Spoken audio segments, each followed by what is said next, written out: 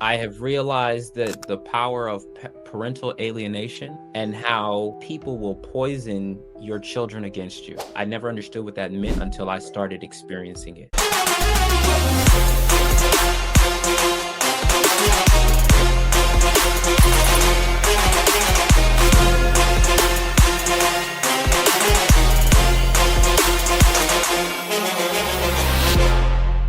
Okay, welcome to another edition to the Journey to Freedom podcast. And each and every time I get to do these, I get to be the winner. And so even though I have Dr. Jamar on today, Dr. Jamar is going to give you some knowledge. It's going to be unbelievable things you're going to be taking with you. I would encourage you to get out a pen and a piece of paper, or however you take notes, whether it's on your computer. What's kind of cool is you're listening to this on recording. So, and some people forget when you're watching a recording that you can actually hit pause, write something down, then hit go again. I do a lot of podcasts when I'm doing my walk, and I figured out, and I'm supposedly this technology guy, right? I got a master's in educational technology, and I act like I know how to use technology, but I'm like trying to figure out how I'm going to text to myself while I'm walking, what I'm listening to, and stop it. And I realized all I have to do is push a button and talk. Say, push pause, talk to myself, then I can listen to it later. But that only took me like 6 months to figure that out. So I don't know if I'm still a good technology guy anymore because it's passing me by. I'm trying to keep up with Chat GPT and keep up with all the AI and then keep up with all the things. I was like a pioneer in the technology world, especially when it came to internet and, teaching it. And now it's just passed me by. It's for my kids. It's for the people. But for Dr. Jamar, he is in it. He understands it. He's going to talk to us about so many things that can help us. One of the things he told me as we were getting ready to get going here is that he understands crypto. And to me, those are just like a couple letters that start with the letter C that I have zero clue about, even though I was a financial advisor and working through that in my life. And so, but the other thing is, when we think about success, leaving clues and the clues that folks have an opportunity to make a difference in this world and to be able to serve others. And Dr. Jamar is no different than that in the things that he's doing in his life, the things that he wants to do in his life. Super intelligent man that we get the chance right now to take a part and listen to. And so, I've asked him to kind of tell a story like all of our guests to tell us where he came from because, Dr. Mar, I don't know if you know that, of my episodes and all the ones we've done, there's a theme that's come out. And one of the themes is just, finding people who look like us that can go out and do the thing. And I don't know why that's a deal that we have to say, well, that guy could do something similar, so I'm capable of doing it. But it's been a theme, and I said to myself, well, that's not important to me. I'm a professor. I got all this. And then I find myself, I go to seminars or I go to something, and I'm literally counting how many people of color are in the room that are learning this. And so I guess I'm not, immune to wanting to make sure that I'm in the right spaces in the right rooms. And so thank you for being in this room with us. I can't wait to hear your story. And if you can just start out with who you are instead of what you do, then we'll go from there. Absolutely. Well, it is absolute honor to be here on this podcast with you and being able to share my story with your audience. My name is Dr. Jamar Montgomery. I am your favorite rapper's favorite political advisor, aka To Watch Doc. I am someone who is very passionate about crypto. I'm a technologist. I'm a futurist. I am a problem solver. And one of the things that has been incredible, particularly in my journey, is embracing my genius. I started taking college classes at the age of 11. I started full time at the age of 14. I graduated at 19 with my bachelor's in mechanical engineering from California State University, Los Angeles. Uh, I went on to work for the United States Navy as the youngest weapons systems engineer in the United States Navy's history. Started working for them at 19. The system that's currently shooting down drones in the Red Sea was the system that I used to work on. I did that for just about 5 years. Then I went to law school. And one of the reasons why I went to law school was two reasons, as a matter of fact. My mentor at the time, because while I was working as an engineer, he had me also work. I was also working for the NAACP. So during the day, I'm working for the Navy. At night, I'm working for the NAACP as chair of legal redress. And my mentor, John R. Hatcher III, helped me understand how powerful the law was. Well, also at that time, I was a victim of sexual assault, and I was trying to figure out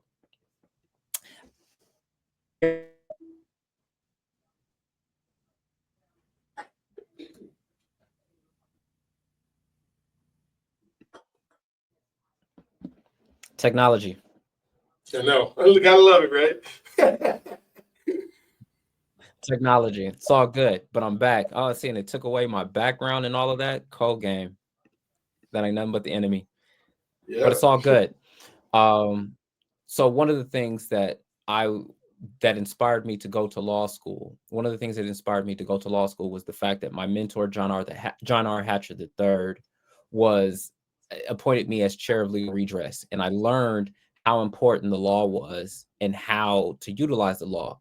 But it also was a way of empowering myself, being a victim of sexual assault. And it's something that oftentimes we as men, and particularly black men, that we don't talk about, how we as boys and as young men can be victims of sexual assault. But I'll get back to that a little bit later. So after I left the Navy, I went to law school. Being a glutton for punishment, I also got my MBA. So, dual degree of JD and MBA, and I wrote a paper called "Militarized Police and Unpermitted Protest: Implementing Policy that Civilizes the Police." And this was a result of the marches and when Mike Brown was killed.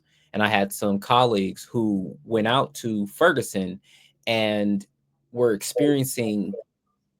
that experiencing police officers pulling guns on them and looking down the barrels of sniper rifles and automatic rifles utilized by the police. And so I was utilizing my background in law and in policy to write policy and legislation that could help prevent those kinds of things. After that, I graduated with my law degree, graduated with my MBA. I then went on to teach political science. Took the bar, passed the bar, um, took the bar, passed the bar. It took me 18 months to finally get my law license. And in the midst of me getting my law license, I was teaching political science at Southern University Shreveport. Now, people are wondering, like, well, if you pass the bar, don't you automatically get your law license? No, you don't. What ends up happening is you have to go through we call character and fitness. And character and fitness didn't come until Black people started practicing law. They started putting in the Bar Association to help keep new Black lawyers, people who had just gone to law school, from becoming lawyers. Those All these different kinds of requirements happen. So we look at this segregationist history of how the bar has been utilized to keep Black lawyers from becoming attorneys. It's a subtle difference. An attorney is a lawyer who is licensed to practice law, right?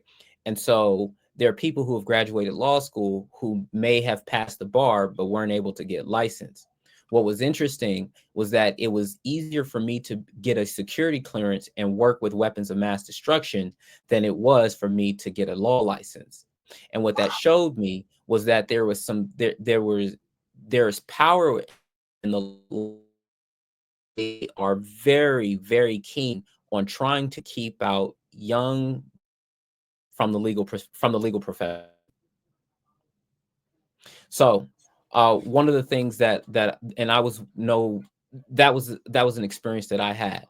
So I'm teaching political science at Southern University Shreveport and explaining to my students how to make their government work for them. And I was walking it like I was teaching it. And I said, you know what?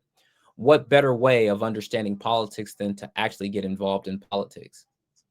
So, uh, while towards the end of that particular semester, I decided that I was going to run for United States Senate in the state of Louisiana. So finally in 2019, um, yes, finally in 2019, I was licensed to practice law. And also in 2019, I started my campaign for US Senate. Now, when I started practicing law, I was a juvenile public defender in Cattle Parish, where Shreveport, Louisiana is at. Mhm. And I was defending children who had gotten in trouble. This is the crazy part about it. 80% of my clients looked like me. Mhm. 60% of my clients were young Black boys from the ages of 10 to 17 who had been charged with anything from a school fight to attempted murder. I lived in the community that I served, and it gave me a perspective into what life was like for children who didn't have uh, the same access to resources and access to opportunities as I did. So I practiced law for about 18 months, but I didn't start having major issues with the bar until I got involved in politics. So I Really? saw, yeah, I saw that the very things that they tell that Black people talk themselves out of being involved in was the very thing that the power structure tried to keep us out of. Yeah. So if we could be tricked into not being involved in politics, if we could be tricked into not learning the law, then that left us powerless in this system. I found that very, very interesting. And being in Louisiana, found out how crooked Louisiana was. Now, the issue that I ran into, I said earlier, was that I was a victim of sexual assault. Uh, the My daughter's mother, when we first met each other, I was either 16 or 17. She started messing with me when I was 17. Are you able to hear me? Yes, I can hear you. Can't see you, but I I don't can know. hear I don't know you. what's going on with my camera. I don't know what's going on with my camera, but I'm here. All right. Well, just keep going then, and hopefully you'll pop back Absolutely. in. So, one of the things that I experienced was that this 26-year-old woman found interest in me as a 17-year-old boy, Mhm. right? I ended up having a daughter. Uh, my daughter was born. My daughter was born. Oof, when I was 19. When I was 19, and somebody, you might think like, okay, well, what does that have to do with anything? I I never thought of myself as a victim of sexual assault until I started understanding what it meant to have been groomed. Until I understood that, you know, if the tables were turned, I'd be in jail. Absolutely. Yeah. However, that same protection wasn't afforded to me. Yet I was still held accountable. The issue that I had with becoming an attorney had nothing to do because of a criminal record. It didn't have the I didn't have issues because of a criminal record. What I had issues was regarding child support. Really. And so exactly, exactly. Wow. So here it is as this 19-year-old engineer that's working for the US Navy paying child support. I watched paying child support. One of the major issues that I ran into was having to fight for custody to be a father. And you would think that the court would recognize that somebody that is trying to do the right thing, that the court would be there to help, and the court wasn't there to help. The story of Black fathers, and fathers in general, but particularly Black fathers, usually isn't told. And so we have our success stories, but oftentimes we don't recognize all the other things that occur in that journey to success. Wow. I mean, and it's part of the other theme that has been prevalent in these interviews that I've done with successful Black men is this thing called being a dad and what it means to be a dad, and the folks that are the systems that have made it so difficult to take responsibility. And we hear all the time we deadbeat dad and all these terms and things. And what I'm talking to folks is like, if you only knew how hard I had to fight to even be around my kids. I would buy them all kind of stuff, and the judge would say, "Yeah, that's great, that's a gift, but you still got to pay the mom." And then all the things that the moms have been doing to try to stop, the dads from seeing their kids, and like you said, trying to do the right thing. And yeah, one of my guys was talking about how much he had to pay for visitations to see his kid at $100, at $100 a session or something like that, and based on something that the mom just made up. None of it was even part of what was things that he had done or couldn't have done because he wasn't in spaces to do that, but the court just took. So I'm hearing you, and then the fact that now you were sexually assaulted and this person who's 7 years, 6 years older than you, 9 years older than you, and then you're responsible to give her stuff in the end of this. Studying to be a teacher, and became a principal of a high school. So imagine this, that this person who has committed sexual assault is now around other people who are the same age as me. Oh my gosh. Wow. Yes. So yeah. So these are this is part of this is part of my story, right? Well, Yeah. like as I said, when I started practicing law, and the moment that I got involved in politics, that's when I started having real issues with the Bar Association. Gotcha. Because they wanted to research your child support and all that kind of stuff, right? Absolutely. Absolutely. This is the challenge, and this is what people don't recognize. You can be Are you a deadbeat father if all you do is pay child support and don't see your child? Are you a deadbeat father if you have to make the choice between being involved in your child's life and not being able to pay child support? Yeah. The crazy part that I experienced was that she would not allow my child to come to Louisiana. So that meant I had to fly from Louisiana to California, rent a car, maybe get a hotel just to be able to be involved in my daughter's life. Wow. Unreal. So that's a $400 plane ticket. Mm-hmm. That's maybe $150 in 100 to 200, about $200 for a rental car and gas. Mm-hmm. Place to stay. Just Sure. just to be around, just to be around. Wow.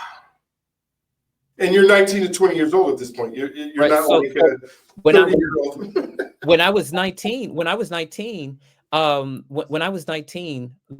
watched the judge triple my child support from $400 to $1,200. And I had to drive.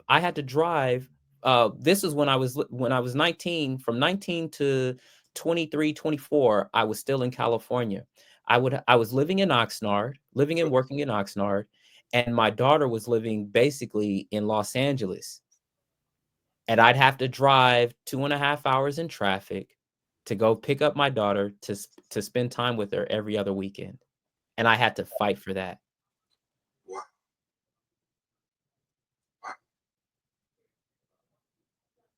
These are So imagine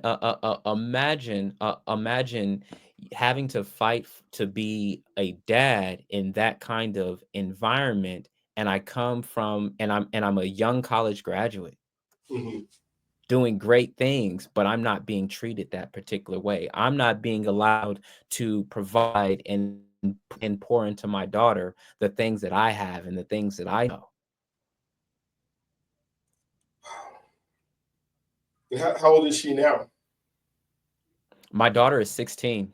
16. Wow. And is she still in Southern California with her mom? Yes, she is. And you're able to see her a little bit more now, or what's the situation where You know that I have realized that the power of parental alienation Mhm. and how people will poison your children against you. Oh yeah.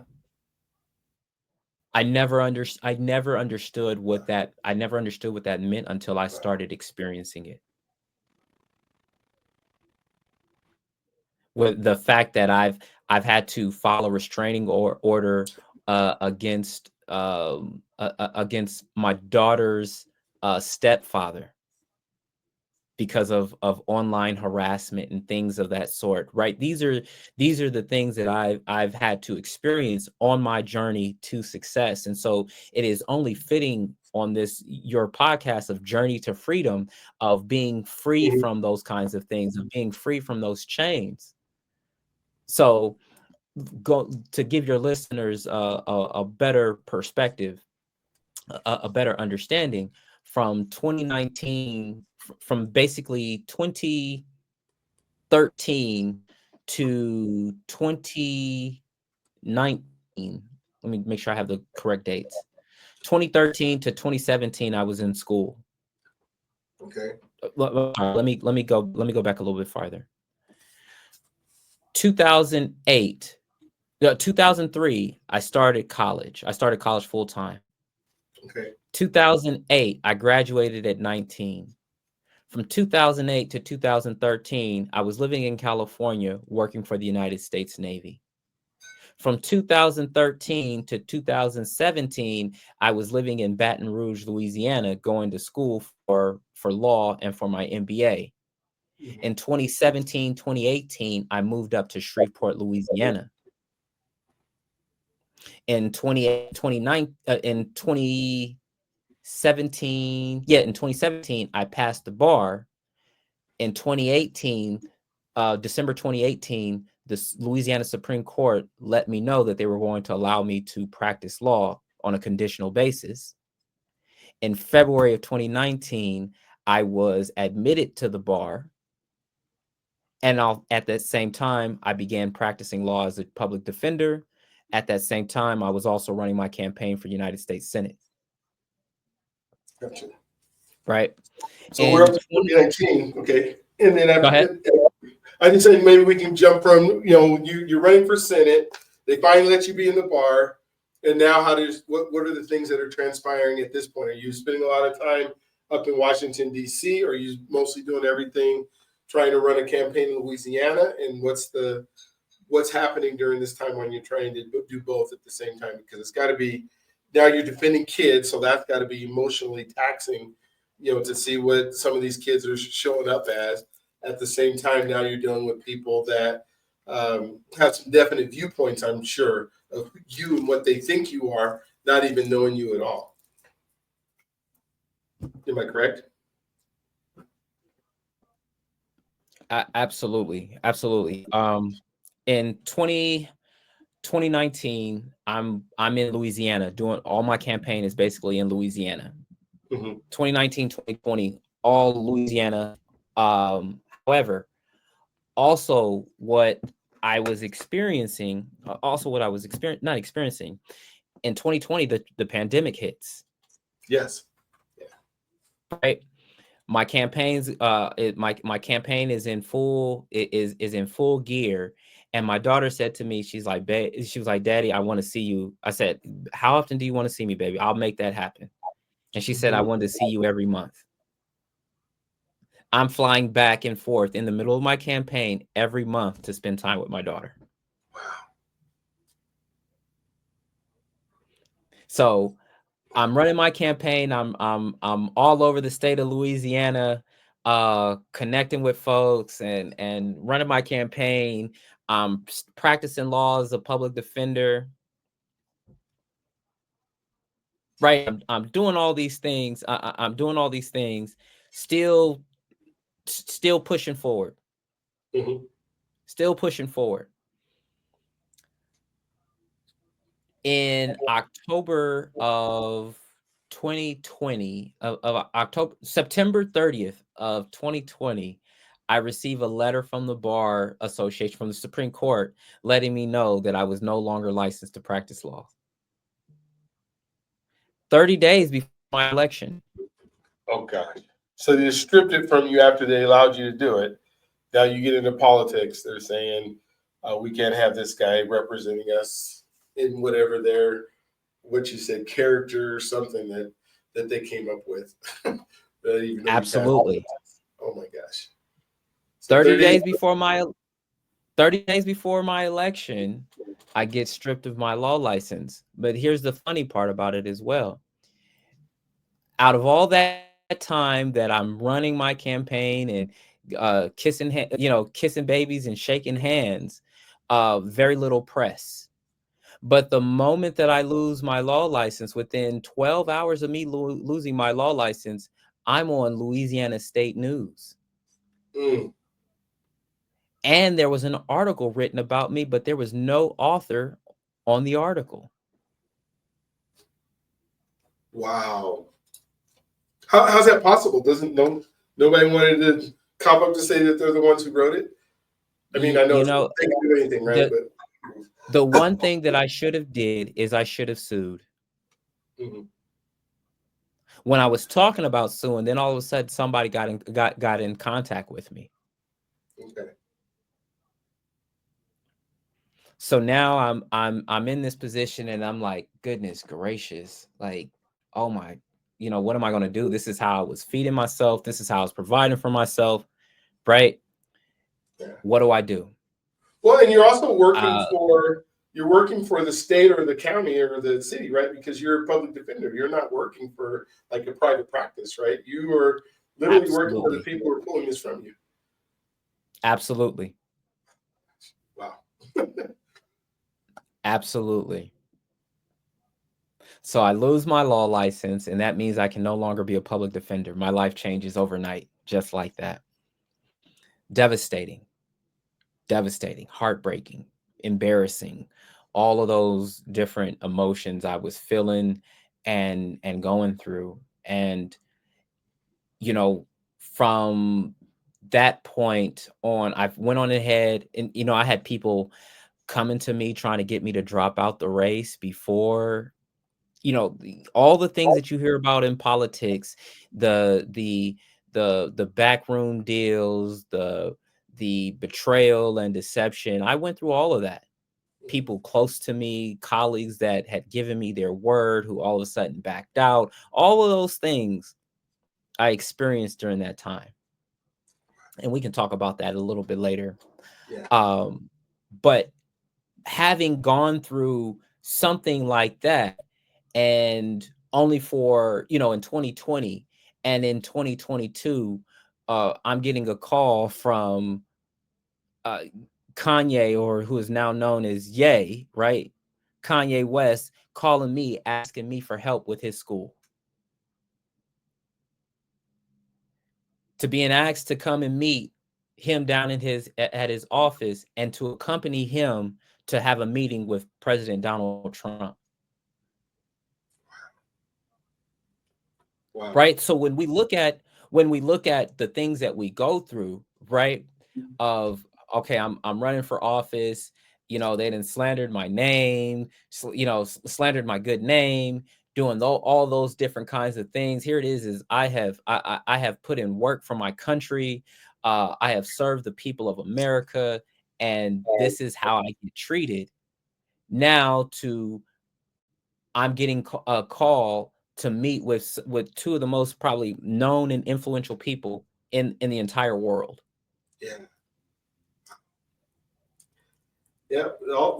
You hate to say that a lot of these things happen for a reason, but now you're able to influence and work with people that are influencing the entire world, and a front row seat to it, which is just simply amazing that you persevered. And I want to thank you for, before you even move on, for just fighting the fight when you were trying to be there for your daughter and flying back and forth. And I know how hard it is to do that, especially with systems that are geared, and especially when you have a mom, like it sounds like she is, everything trying to prevent you from doing, and you still persevered and kept trying to keep that relationship, even with them trying to poison and everything else. You're doing that.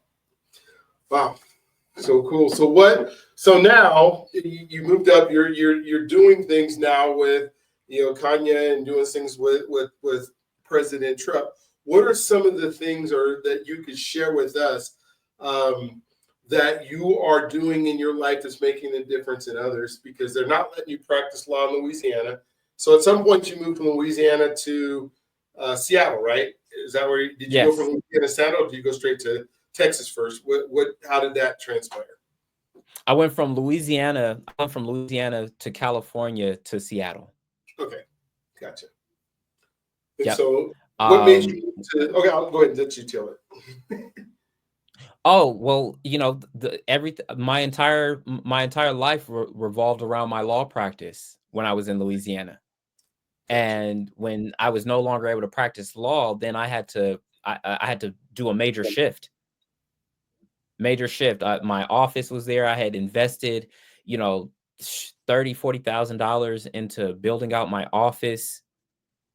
And now I'm like, oh goodness. Then you realize how cliquish Louisiana is and those politics. And, you know, I ran as an independent. And so I was making it clear that I'm not with the Democrats, I'm not with the Republicans. So I'm out there by myself, right? Yeah, The bright eye and bushy tail, and now the bushy tailed and been ruffled and been thrown been thrown in the briar patch, right? So yeah, coming out with some bumps and scrapes and some bruises. gotcha. So, what did you So shift to? What did you move to doing instead of practicing law? This falls apart like unbelievably fast. Louisianans don't want you, so you say, "I'm out," because there's no reason to fight that fight. What happens next? funny as such, I went and operated as I went and got hired as a temporary insurance appeals hearing officer. Hmm. So when people were having unemployment insurance issues, I was a hearing officer for maybe about 6 or 7 months. Wow. A colleague of mine that also had some issues with the bar association was like, dude, this allows us to stay close to the practice and stay up to date on what's going on. And this is an opportunity that's remote, that allows you to work, you be able to work from your computer and do that. So I did that for about 6 months, just to kind of get myself back kind of stabilized. And then I moved back to California. It wasn't sustainable anymore. Yeah. So back to Oxnard or back to LA, just Southern California in general, and Back where? back to the Inland Empire, and I stayed with Okay, family. okay. And And so, I what are stayed you with doing family. during this time? Pardon? What are you doing now that you're back in California as you're staying I'm with working family? with crypto startups. Okay, I'm gotcha, advising and consulting crypto startups. gotcha. And you do Yeah. that for how long before you move up to Seattle? I'm doing that basically up until I moved to Seattle. I got hired with Boeing, and I said, you know what? I'm gonna just go back to engineering. Okay, This is what I know. I love airplanes. Let me go back to let me go back to this, because all this other stuff I'm seeing is a lot more stressful. A lot more stressful. oh gosh, yes. Oh my gosh. So one of the things I want to ask you, why we're because you're telling your story and this is fascinating. But when we think about identity, and I know as you work with the NAACP and you're working with the young kids and you're trying to help them, create their identity because they're in a rough spot as you're being a public defender, and now now you have this identity of this lady who is making it so rough for you to see your kid. How has your identity shifted into a man who can continue to be positive, a man who continue to keep moving forward, that continues to just plug away? You get to meet who is now our president of our United States, right? And work with him, and one of the these influential leaders. How does your identity stay intact through all of this? Oh, that was probably the biggest challenge. Mm-hmm. That was the biggest challenge because I couldn't associate my identity with my circumstances.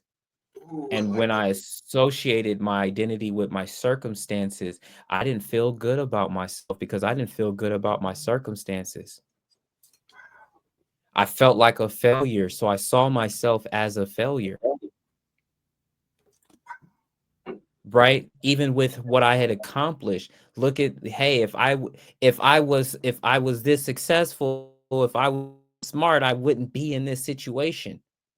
And I had to unlearn that kind of thinking. I mean, When this you is so deep. experience, go Yeah. ahead. No, I'm saying this is so deep what you're saying. I mean, not associating your circumstances with your identity. And you have all these identities because obviously you're in the genius categories because you're able to go to college and do all this by the time you're 19. So everybody in the world's telling you you're this incredible, smart, that you should be able to fly through everything. But all these circumstances hit you, and somehow you're able to separate all these circumstances into your identity. Insurmountably tough for most people. So keep going. I'm sorry. I'm so excited to hear this. Absolutely. Absolutely. And one thing that I learned is that there is no sympathy for smart people and no sympathy for rich people. Mm, yeah. And people think that, oh, you're smart, that in some ways that life becomes easier for you. Mm, There are things that come easy. There are things that come easy, but I'm not immune to lifing on me. yeah. Yeah. No. No way. I mean, you can get so you can get degrees and study, but that doesn't stop life from happening. It doesn't stop people from discriminating That against you. It doesn't stop people from harming you and emotionally. It's that's what holds people back in most cases. what does me being smart have to do with depression? Yeah. Nothing. What what does me being a genius have to do with not feeling worthy? What does me being a genius have to do with any of these things that any other person has to go and figure out in their own development? So when and then think about it from this perspective, there's been this major focus on mental health as it should be. But I can tell you that as a young black man, you don't start figuring out how to even use therapy until you look back on these particular patterns of behavior and you're like, yo, something's got to change. Mhm. I went to a therapist when I was in law school, and the therapist told me, "Well, it doesn't seem like you need therapy." Right? How is it I've experienced trauma, but I don't even know how to communicate that what I've experienced because I've normalized this trauma that I've gone through. I never saw myself as a victim of sexual assault. I saw myself, hey, I'm dealing with this 26-year-old woman. But Mhm. then when I thought like, wait, hold on. Well, why is it that we treat girls this particular way if they were dealing with a man that was 9 years older than them? And if science says that girls develop faster than boys, then I'm even more victimized Mhm. I'm more victimized than So young girls. Yeah. than my female counterparts the same age. Yeah. So, you know, in my identity, that was something that I literally had to fight for. That was something that I had to continually redefine and readjust and discover. And that discovery process of who I am and who I want to be is a very, very challenging process because it requires for you to take a hard look at yourself. Mhm. And oftentimes, what happens? What happens? We utilize our vices. We utilize our vices to keep ourselves from making those hard looks. What were my vices what were my vices at that time? Sex, trying to uh hide that pain and hide that emptiness through reckless sexual behavior.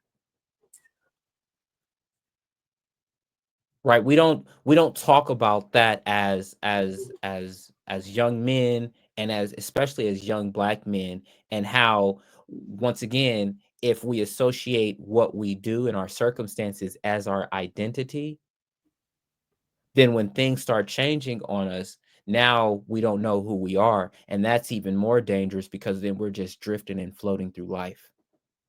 Gotcha. So people come into your life. I mean, I know you're married now, and people who can help, the rooms that you're in and the associations you have. Kind of explain to me how that's helped you be able to evolve into the man you are now, and how do you guard those relationships to make sure that they're not as destructive as some of the other ones, um, or helpful. Maybe the other ones weren't destructive, but there wasn't ones that were as helpful into shaping you into who you are now. What does that look like for you? Oh man, that is a that is a very, very, very challenging. That was a very challenging process for me, because if you do not recognize who you are, if you Mhm. are not clear in your identity, people, others will see you. They'll see your capabilities and they'll take advantage of that. Absolutely. And when they take advantage of that, if you partner up not knowing who you are and then not feeling worthy, you will tolerate things and experience things that you never should experience and never should tolerate in the first place. And I went through that, and it took for my me meeting my wife, and my wife to really pour into me and be able to help me discover and rediscover who I was and who I am. So M my yeah, wife met me my wife met me when I was literally at one of my lowest points, and she laughs at me today. She's like, "Babe, I didn't realize things were that rough for you." We met at and the funny thing is one of the reasons why I'm so passionate about crypto is because I met my wife through crypto. oh, really? Okay. We met at a cryptocurrency conference, and I literally had my books in my computer backpack at the conference. And she's like, I didn't know that you were broke at the time." I said, "Yes, babe. I was investing all that I had into going to into this conference and making sure to meet the right people." Not only were you broke, you were broke in at the time, trying to just Oh, sing out, right? I mean, that's broke and broken. Broke and broken. She was like, it was because what had her laughing, but she didn't realize. She was like, "Okay, well, we're getting ready to go." The first day that I met her, I was, we're at the conference together. Just like I said, ran into her, and she invited me out to dinner with her friends later on that night at Ruth Chris. Didn't have Ruth money. I didn't have McDonald's money, right? I got food at home in the refrigerator money at that time. So I timed it perfectly where I got there basically when everybody was finished eating, right? So I'm there kicking it with them. The next night, we're supposed to be going to another dinner, and this time the dinner's paid for, but it was maybe like a 6 block walk. It was like 6 blocks away in DC. mhm. And she was like, "Okay, well, just order the Uber." And I was like, "Oh, well, I don't have the Uber." I was getting it.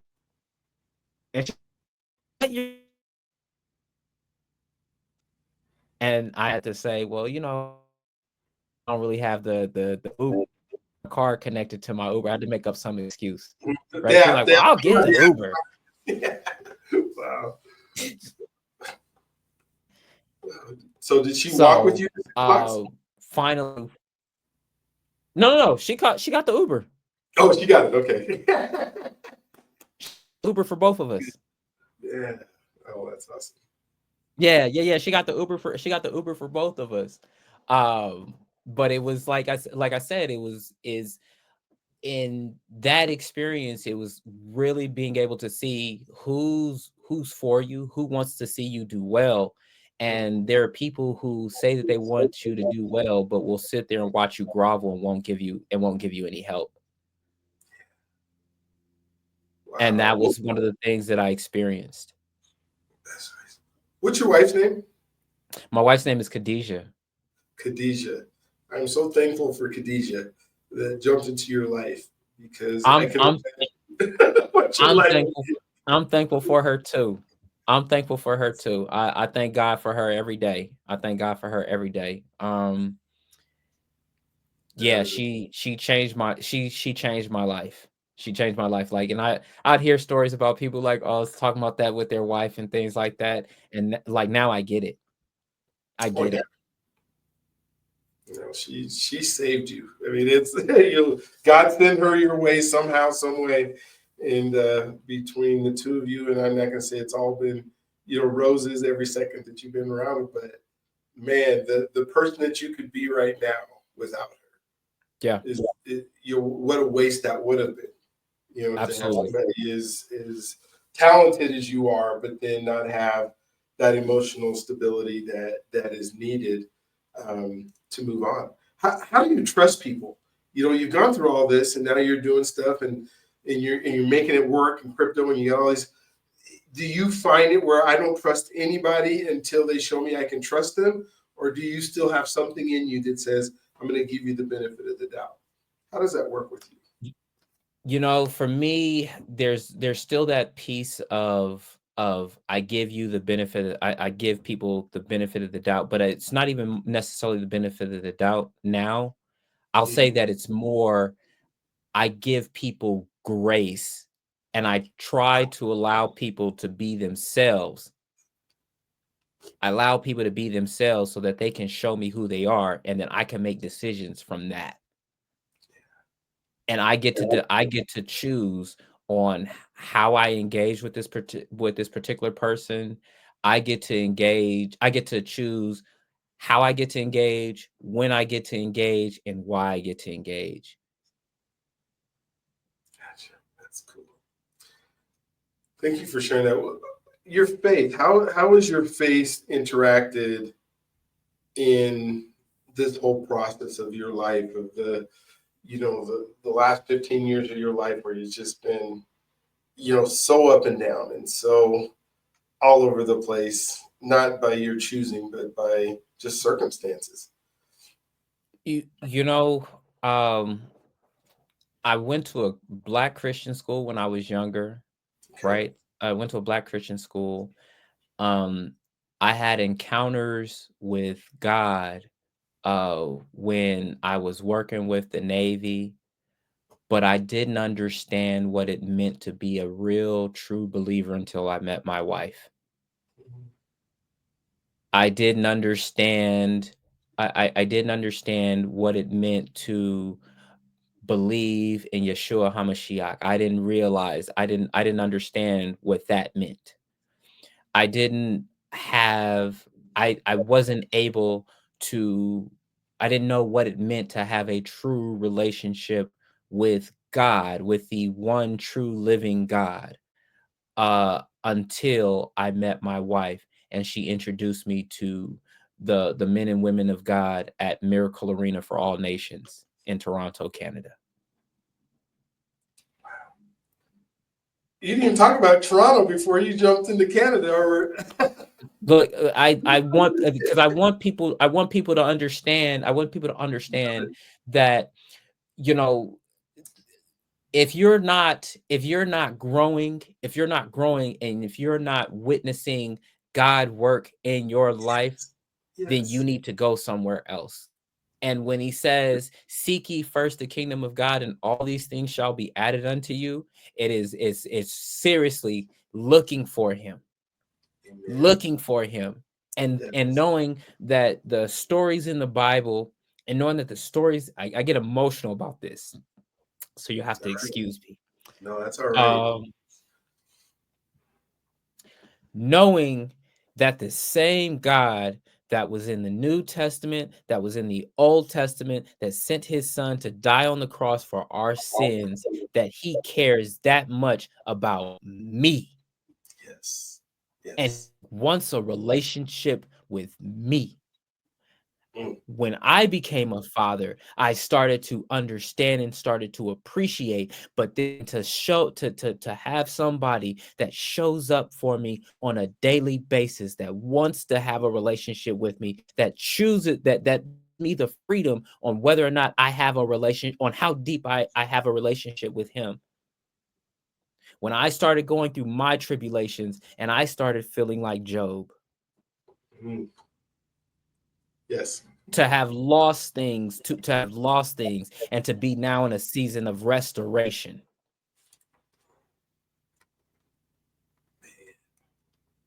When people say that, oh, when people say that God is real, and to now start to come into a greater understanding of just how spiritual that this world is, to understand just how real God truly is, to take what is written in his book as fact, that's a whole different kind of walk. Mm-hmm. To recognize that to follow him means that there is a denied life, right? I can have the fun. I have to learn how to have a different kind of fun and a new fun, but the fun that I have now, there's peace associated with it. That the elevation that I have, the elevation that I have now, there that there's persecution, but there's the peace that passes all understanding. Mm. Yes. My wife was the first person who didn't care, her concern was about how my relationship with God was.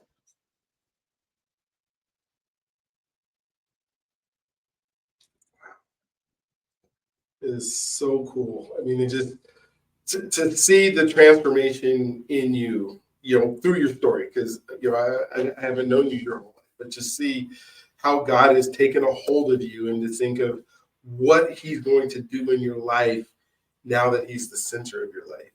And all those things that you went through, and all those things were preparing you for such a time as this, is just incredible. And I thank you for sharing that because it is so important, especially for the folks that are listening, that are struggling, that are going, I don't know. I took a group of black men down to Alabama last week. And, after we go through Birmingham and we go through Selma and we end up at the, Brian Stevenson Museum in Montgomery, they were angry. They were angry with our society. They were angry with this, but we were able to keep God in the center. And even though might not have the answers and might not know why, we're still able to go, wait a minute, there is a God who has a plan, and this is for a time such as this. So thank you so much for sharing that. I want to give you some time as we got a few minutes left to kind of talk about what you want to talk about crypto, talk about what you're excited about, because we're going to stay in touch because you're going to have an amazing life, and I want to be part of it.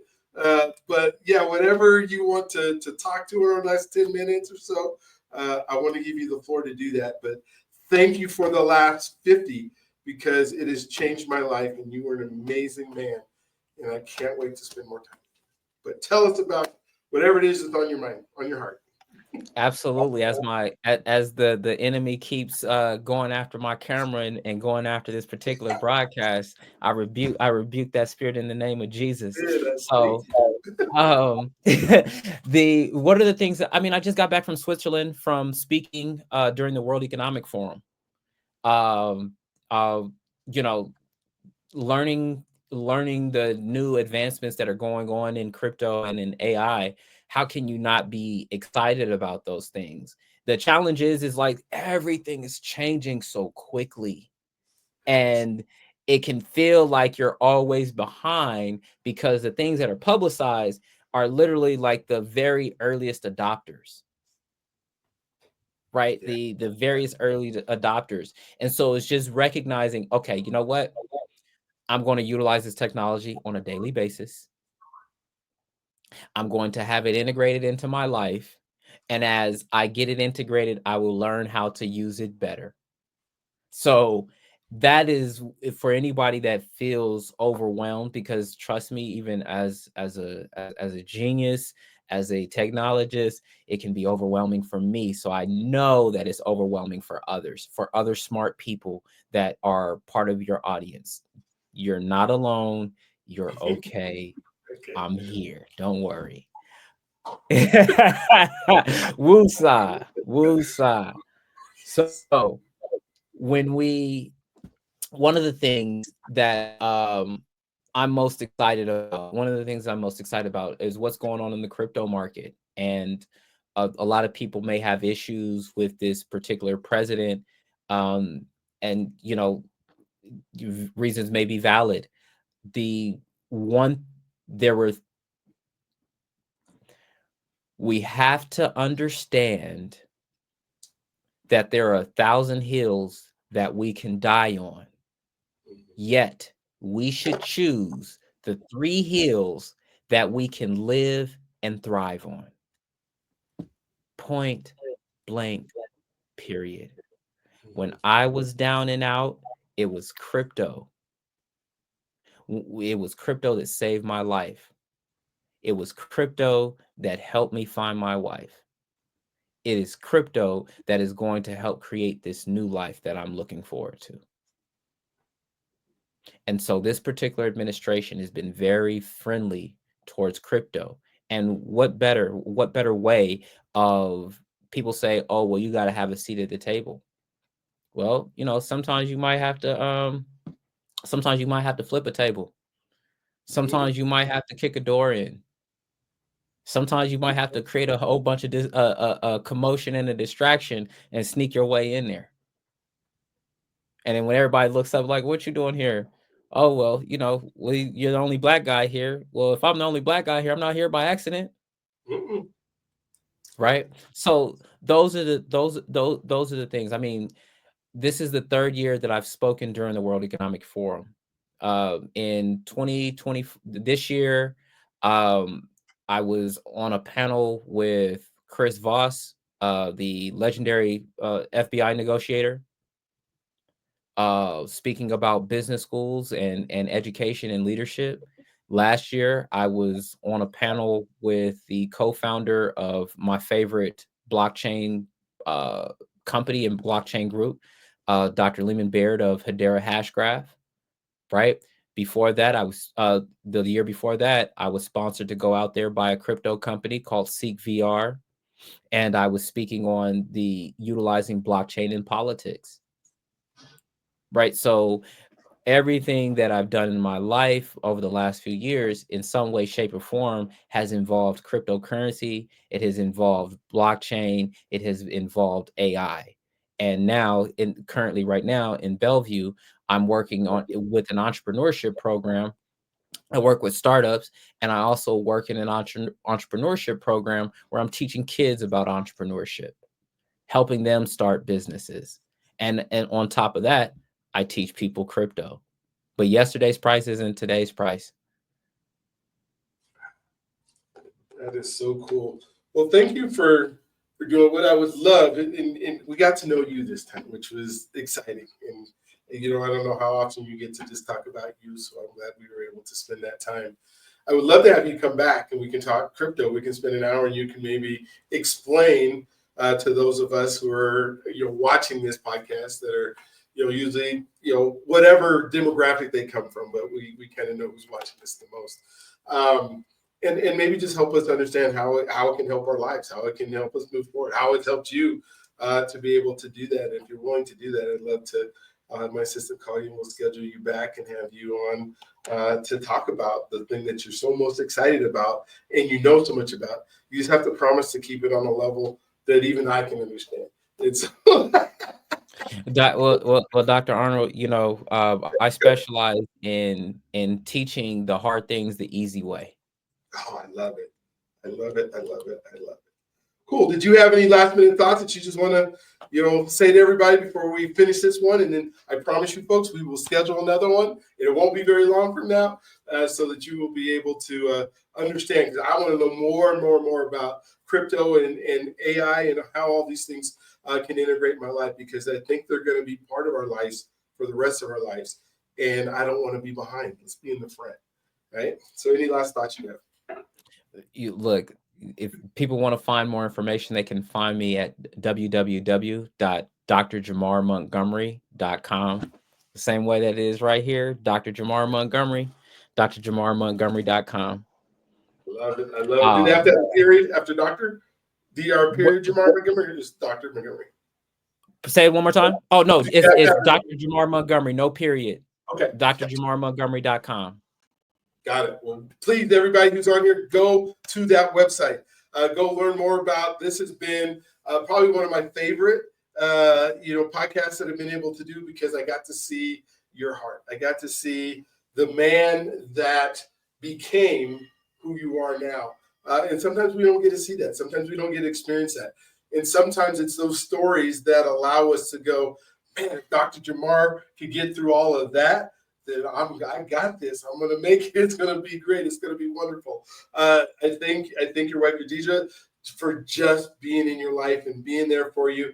I thank God for just, holding you however he held you long enough for you not to get so discouraged that you gave up, but long enough to go, man, you got something for me in my life. And so what an amazing podcast. Please hit the subscribe button, the notifications button. Share this with others, especially for folks that you just know could benefit from this. And you will find some of these episodes that are just as good, that will, encourage you, inspire you, want you to move on. And like I said, I'll make sure that we get Dr. Jamar back on.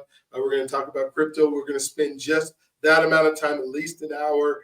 If he needs more, we'll spend more time, just so that you can understand, at least to be able to make intelligent decisions about something that's going to affect your life for the rest of your life. All right, you guys have a wonderful day. Don't forget, you are God's greatest gift, and he loves you if you allow him to. And we'll talk to you on the next one.